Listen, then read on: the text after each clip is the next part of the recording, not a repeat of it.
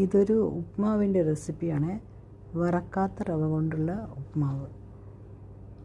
അത് ചീനച്ചട്ടിയിലേക്ക് 2 table spoon വെളിച്ചെണ്ണ ഒഴിച്ചിട്ട് കടുക്, ഒരു 3 വറ്റൽമുളക് പൊട്ടിച്ചിട്ട്, പിന്നെ കടലക്കപ്പരിപ്പ്, ഉഴുന്നുപരിപ്പ്, ഇത് മൂത്ത് വരുമ്പോൾ ഒരു വലിയ സവാള, 2 പച്ചമുളക്, ഇഞ്ചി ചെറുതായി നുറുക്കിയത് ഇട്ട് നന്നായി വഴറ്റി, കറിവേപ്പില കൂടുതലുണ്ട്, കുറച്ച് കൂടുതലിട്ടാൽ നല്ല മണമുണ്ടാവും.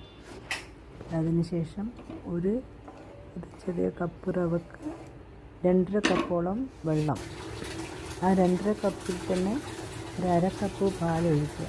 കൂടുതൽ പാൽ വേണമെങ്കിൽ ഒഴിക്കാം. 2 കപ്പ് വെള്ളവും 1/2 കപ്പ് പാലുമാണ് ഞാൻ എടുത്തിട്ടുള്ളത്. അതിലേക്ക് തിളച്ച് വരുമ്പോൾ കുറച്ച് ഉപ്പിട്ട്, ആവശ്യത്തിന് ഉപ്പിട്ടിട്ട് അതിലേക്ക് കുറച്ചായിട്ട് റവ ഇട്ട് കൊടുത്ത് ഇളക്കിയിട്ട്, പിന്നെ വീണ്ടും കുറച്ചായിട്ടിട്ട് 1 കപ്പ് മുഴുവനായിട്ടിട്ട് ഇളക്കി, ആ തിള വരുമ്പോൾ നന്നായി യോജിപ്പിച്ചതിന് ശേഷം ഒരു മൂടി കൊണ്ട് മൂടി വയ്ക്കുക.